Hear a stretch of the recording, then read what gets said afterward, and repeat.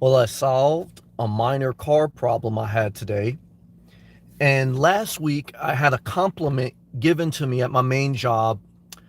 A director said, I appreciate Sam because he leans into problems or challenges and attacks them. And I took that as a huge compliment. I was very humbled and grateful.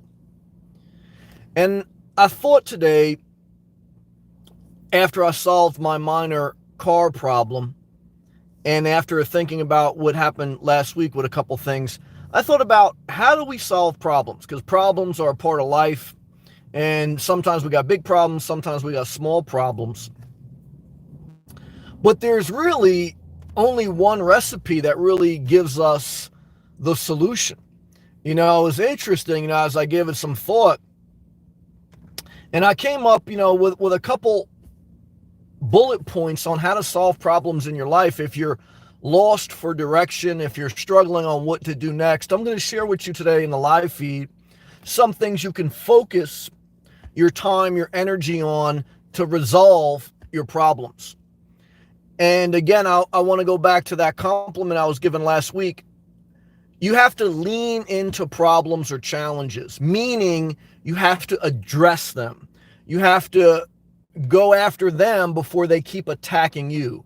Attack the problem, don't allow it to keep attacking you. I remember in my 20s when I got behind the eight ball financially and I racked up a lot of debt, there was a season where creditors were calling me and I just wouldn't address them. I just wouldn't pick up.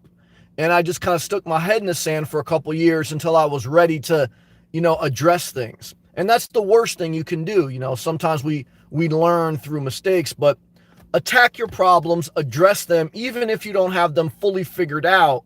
That's the first mindset, is don't run away from your problems. Don't stick your head in the sand, because it's only going to make your problems worse. And life is about trying to make your life better, because we already know life could be a disaster. And so with that being said, here's the first thing. After you have the proper mindset to address problems, here's the first thing I wrote down today as I was thinking about this. Number one is assess the damage and research the solution. After any major catastrophe, whether it's a global issue or whether it's a personal issue, after any major damage, the first step is to assess what is hurt, how bad it's hurt, and then you try to stabilize through there. Coconut and Dreams, 8-ball emoji. Damn, man. Where'd you find that? Thank you, Coconut and Dreams, for all your love, for all your positivity. I appreciate you. Assess the damage and research. Before I changed my daylight running light bulb in my car today, I researched online how to change it. I watched a couple YouTube videos, did some general research, right? So you don't just attempt to solve a problem. You first assess the problem and research the answer. Whether it's watching a tutorial, whether it's reading some literature on it, or asking other people's opinions. And I recommend you watch tutorials. Look, YouTube could be used and the internet could be used for a lot of things. And I use it for a lot of things. Look, I use it for entertainment. I use it for fun, use it for side hustles, but I also use it for research. Whether researching on passing an electrical exam, whether researching on how to start a business, whether researching on how to change a light bulb, researching on how to change a toilet bowl, okay? Use it. So like my man Coconut and Dreams put in the members only live chat, you can get the light bulb emoji. Because when other people share their experience and give you a tutorial, and I love YouTube tutorials because you can stop them, you can pause them, you can rewind them, and you don't feel like you're bothering the teacher. And that's a blessing, especially for people who struggle to get it the first time. So that's part of step one, assessing and researching. After you've done that, the next step to solving a problem is attempting, okay? Like after I assessed, look, I got a daylight running light bulb out in my car. I researched a tutorial. The next thing I did was I tried to change that light bulb. Did it work? No, I failed. The first time I tried to took my electrical exam, I researched, did I pass it? No, I failed. It took me 3 times to pass certain exams. Okay. The first time you do a DoorDash, it may be a fail. You know, the first time you attempt to solve any problem in life, more than likely, it's going to be a failure. And that's okay. Okay. But because that's part of addressing issues in your life. Okay. You're attempting, you're doing. People who don't do anything, they never going to be anything. Next step. You've attempted and you failed. What do you do next? Now you step away. I remember when I was working in construction, I was frustrated. I was trying to get like this part. I was trying to get this ballast into a hi-hat. And I remember it's like a fixture, trying to get one part of the fixture into, and I couldn't do it. Something stupid, but I couldn't do it. And the older guy on the job site, he said, Sam, look, when you get frustrated, okay, and you're fighting the problem, step away. You know, whether you take a lunch break, whether you need to take a 24-hour period where you walk away from something. When you're in a frantic state of mind, you can't solve problems. You make problems worse. That's very important. Okay. And so like another example, yesterday I researched changing the light bulb in my Jeep.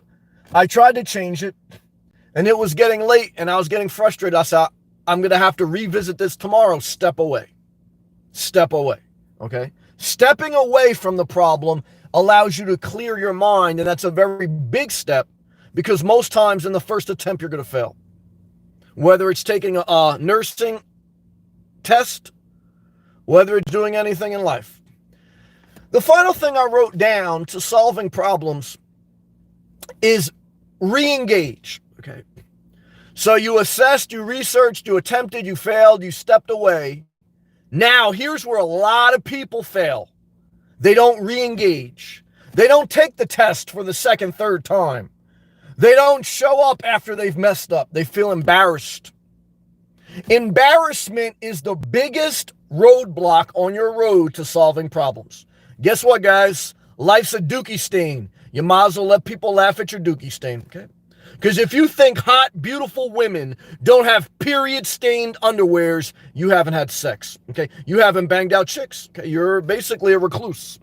And what I can tell you guys, I don't care if they work on Wall Street or if they're a Walmart greeter, they got a pair of period-stained underwears. Never forget it, okay? Never forget it. So once you understand that everyone in the crowd is naked or everyone in the crowd got dookie stains, now you realize you have to re-engage, okay? Because there's nothing separating you from a brain surgeon other, okay, than re-engagement. Because I've met some surgeons, guys, not too bright. Now they got a gift, okay? Very, smart, something, but not too bright, okay? So guys, I've met a lot of smart, dumb people, okay, a lot, okay? And I've met a lot of dumb people, guys. Look. What I want to tell you is, in solving a problem, you're going to probably fail the first time. You got to step away, but you got to re-engage. Got to re-engage.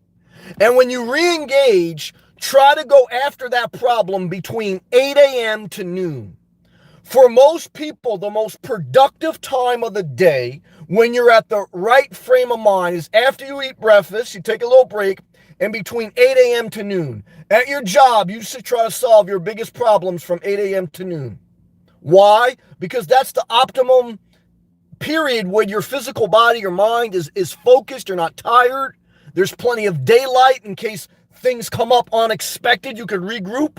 All my construction people, you can go back to Lowe's. Okay. So what I've just shared with you is a basic template. I love templates. Why? Because, guys, a template you can copy and paste. You can copy and paste this template to any problem in your life. And for the most instance, it's probably going to apply. Whether it's a health problem, whether it's a financial problem, whether it's a relationship problem or anything else. Now, remember with relationships, it's not just you solving a problem, it's two people. And so that's why I will say maybe that's an exception, not part of this rule. Because you really can't, this is for you as an individual. You as an individual solving your own problems of your life or research, get a visual reference through YouTube tutorials or whatever. Research how to solve it. To fail, attempt it and be embarrassed because you're going to fail. Like my man Stretch, love to you, brother. The first time he showed up at Home Depot, you think he didn't mess something up? Of course he did. He working at Planet Fitness Gym, and I'm sure the computer didn't register right. And maybe he didn't have the solve a problem and you fail. The next step is you got to step away. Step away from the computer, step away from the hi-hat, and let your mind get in a more calm state. Maybe you have to step away for 24 hours, maybe 10 minutes. The final step is probably the most important. You re-engage. You keep trying. As long as what you're attempting to solve is not toxic, because you can't solve toxic problems. As long as what you're attempting to solve has some healthy value, re-engage on it. Okay. And obviously, look, it's your life. You decide what you want to re-engage, but you got to re-engage. You know, the movie Top Gun with Tom Cruise. He was a young, very smart, intelligent, skillful pilot in the Air Force. And the movie starts where he's in this like top-notch training program, this Top Gun training program. Him and his co-pilot, they're doing these great, spectacular moves. Then Tom Cruise gets a little cocky. He makes a mistake and he kills his co-pilot. And then because he failed, he stepped away and he wanted to quit. But he needed to step away because he wasn't in the right frame of mind. He couldn't re-engage. But eventually, after he made the decision. People encouraged him, but only he can do it. Everyone told him, like, look, we all make mistakes, but only he could do it. At the end of the movie, he decided to re-engage, and he was better, wiser, and he solved the problem. Okay. And he banged a chick that was teaching a lesson. Double win. Okay, double win. That's the message tonight. These 15 minutes just changed your life if you're paying attention. Coconut Dreams, I appreciate you paying attention. Stretch, you're a hardworking man out there, positive person. You're going to do great things in your life. I want to see you as a regional director if you want to be. If you don't want to be, I'll support you in whatever you want to do. Why? Because you got to do you, and I appreciate you. That's my message. Do I stretch it out for wasting time, for wasting your... No, I don't do that. I let the energy direct me after my focused message has taken place, and the message just got delivered. Bottom line, okay? And I appreciate Coconut Dream saying hello. I appreciate Stretch. I appreciate all those who watch the replay. You have an awesome night. You keep pushing forward, and remember this on your journey. One love.